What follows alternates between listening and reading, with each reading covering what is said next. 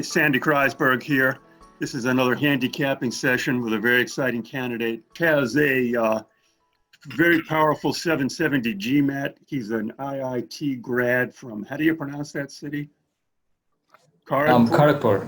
Yes, Yeah. Exactly. Tell me, do you think there's a hierarchy among IITs? Yes. I would say, it's there in two tranches. One within the older IITs, the older 7 set of IITs, and then the newer ones. But I could be wrong.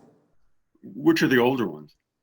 IIT Delhi, Mumbai, Kharagpur, Kanpur, Chennai, and Roorkee. Oh, so those are the Ivy League, and then they started some new ones? Which Yeah, ones are they? they've started a lot of new ones, about 20 or so. Oh, so they're Jodhpur, Hyderabad. that's what they I've lost call count. extending the brand, or as somebody else might say, diluting the brand. Okay, so Right. you don't want to go on record, but some people think the old tight bunch is the Which more, would be the Harvard and Stanford IITs? yes. I'd say guy, John, he doesn't like to commit himself. Go ahead. I'd say Bombay, Delhi, Kharagpur, and Kanpur, but I may be biased. Okay, let's get back to reality here. 770, went to Kharagpur, had a 8.0. I think that's kind of good. So he's got powerful credentials. He's had an interesting work history. He's worked for companies mostly in the do-gooder space. His first job was with an outfit called Housing.com in Mumbai. Could you tell us what that is? Sure. So Housing.com was a tech startup aiming to solve and ease the process of house hunting for Indian urban dwellers. And so, through a website Okay, so and this application. is house hunting. Right. This is not providing new housing. No. It was basically an online tour of, available properties that you could go to. I see. Yeah. Okay. And then you went to my favorite company. Could you explain that and pronounce it?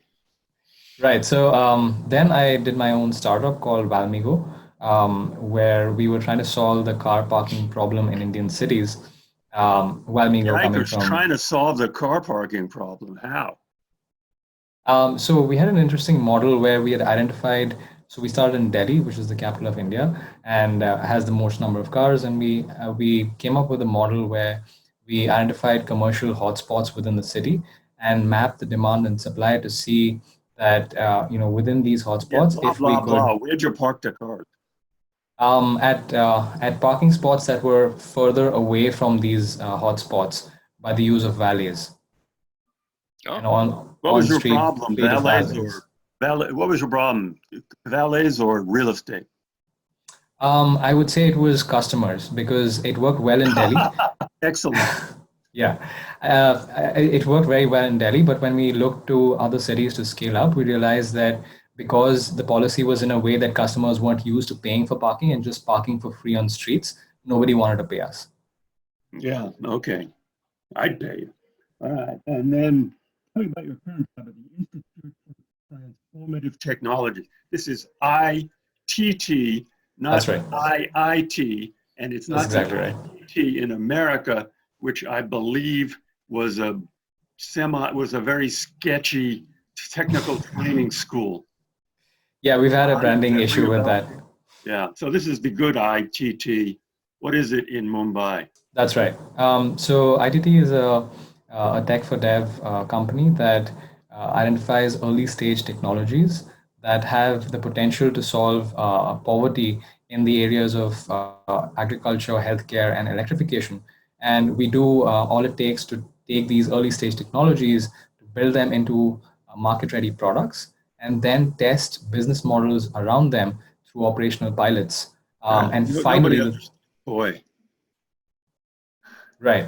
It's a nonprofit, right? It's a social organization that basically takes early stage technologies to market that have the potential to solve poverty-inducing problems. And your title is product manager. You got it right second time there. This is important because particularly in an interview, they often ask you what you're doing. And that's right. And it's hard. Some people have a hard. What you're doing is not intuitive, so you really need to have this doped out. Right. So that's an exciting job, man. 770 GMAT, IIT, worked for another startup. Now he's working for a company. Do people from this company apply to business school? So my ex-manager did. He got through Stanford last year. Yeah, he had also worked with the Ethiopian government and out. Anybody else? No, it's a fairly new organization, around 2.5 years old. Just about the time when I joined. What did your ex-manager have going for him? Right. So he was a director of product development. Yeah, but as a personality, as a resume, how did he get into Stanford? So IIT Kharagpur, then worked at Dalberg, which is a social consulting firm, for a couple of years. Then worked with the Prime Minister's office in Ethiopia with the Agricultural Transformation Agency, and then joined ITT as the director of product management. Oh, so that's a real Stanford resume. Right. Ethiopia might have the best feeder record of any country to Stanford Business School. Right. Either that or Yemen. I don't know. Stanford goes for under-resourced areas. Let's put it that way. Sure. So I have some experience working in Kenya, launching a network of primary healthcare clinics there. I noticed that. That's very powerful. Right. Okay, now you applied. So off the top of my head, okay, you've told me some of the places you've applied to and what your outcomes have been, but I'm going to pretend I didn't know that, all right? And I would say, boy, you've got, just like your other guy, you've got a really strong Stanford story here. You're working for a do-gooder organization. You're trying to cure poverty. You've got a 770 gonzo GMAT. On the first try. Well, I don't care how many. They just want the number. and you're working for this. So I'd say Stanford's always hard. But I'd say your odds at Stanford would be like 20, 30%. Right. Okay. Okay. Drum roll, please. Do you want to tell us what happened? So I got rejected by Stanford. I got rejected by Stanford in round one. Ouch. Yeah. Yeah. What did you say matters most to you? I held my answer around the power of the internet, as an early influencer in my childhood and through my career, and linked it to my long-term and short-term goals as well. Yeah. How much of that essay was about you, and how much of it was about the internet? I'd say I'd shared a few personal snippets from my life, especially how I'd use the internet to sort of help my dad manage his back condition better. He has an acute spondylitis, so I've written about that, and then moved on to describing how I've forged a career in the internet and my long-term goals. Yeah. Well, I haven't read it, but Stanford likes it to be real personal. It sounds like you were doing a term paper rather than a personal essay with some anecdotes thrown in. Here's my impression too. It didn't take him out of the Indian engineer bucket. Good point. Yeah. And that's a bad bucket to be in. Yeah. This guy's in a very competitive. Well, it's not a bad bucket. It's a very competitive bucket. And boy, you're there in spades.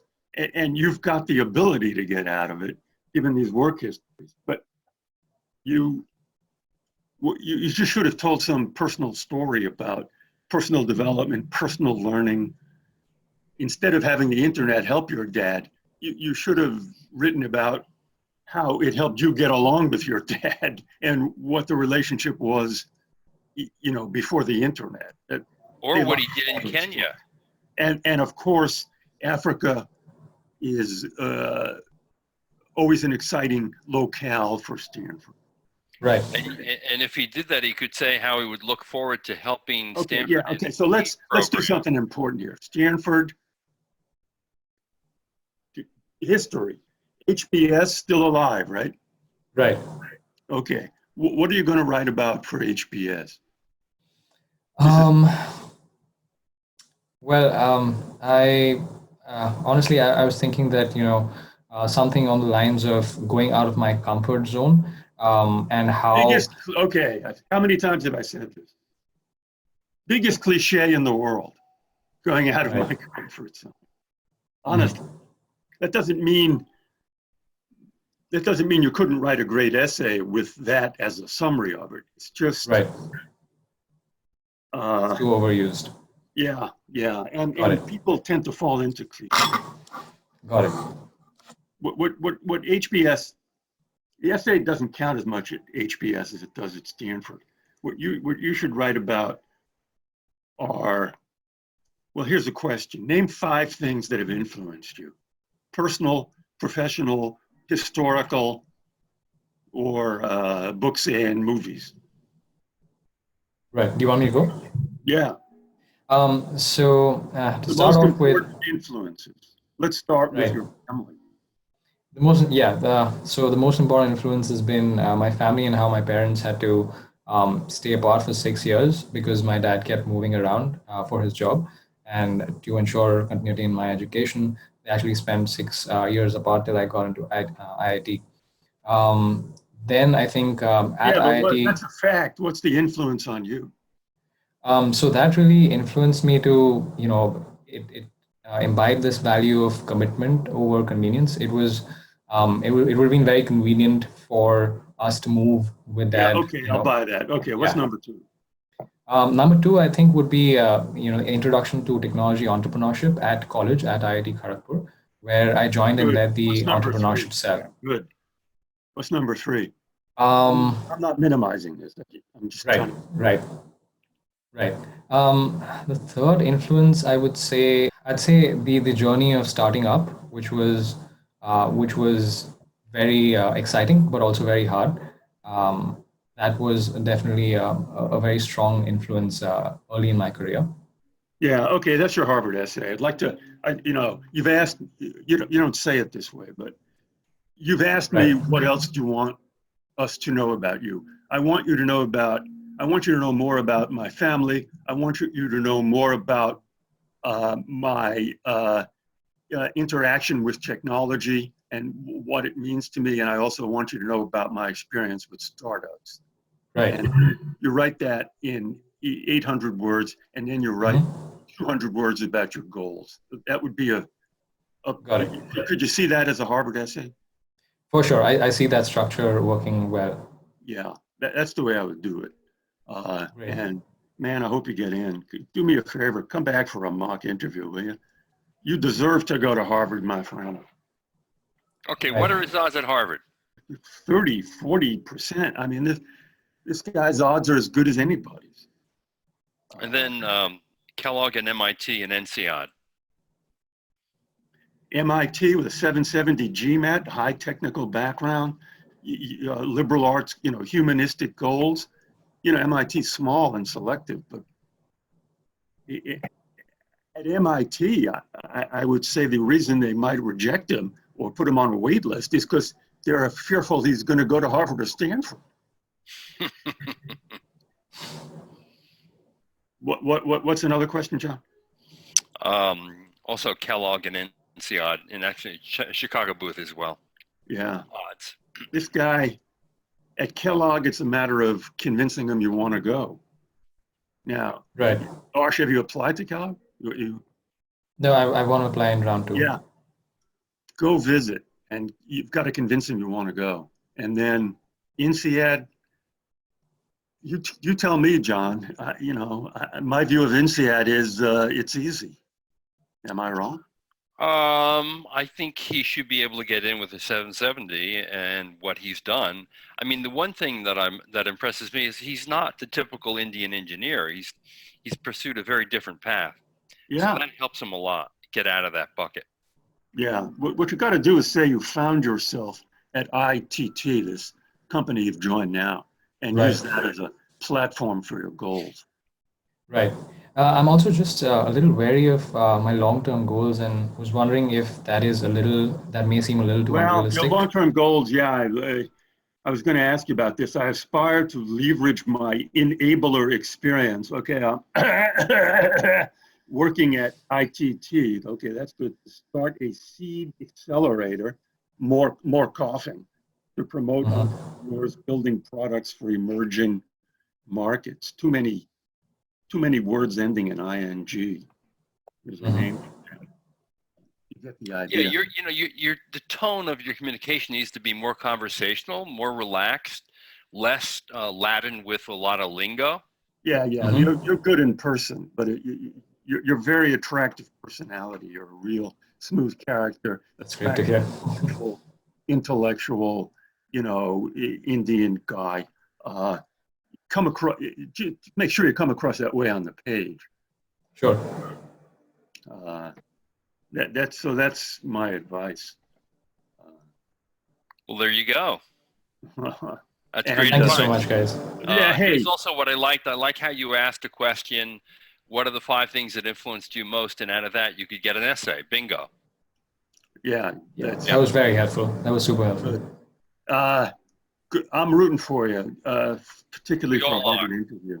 Yeah. And we have no doubt you're going to get into one of these great institutions. All of them are world class, and you definitely have the street cred and the intellectual power to. There's great stuff here we've left out. You've got great stuff we haven't even talked about. Salsa dancing. Yeah. True that. Yeah. It's wonderful to hear. Thank you so much, John. Thanks and for Sandy. Hey, good luck to you. Thank you so much. Really appreciate this. Edition of Friday with Sandy. Thanks for joining us, and good luck to you on your MBA journey. Okay. Bye-bye. Bye-bye. Thanks, guys. Bye.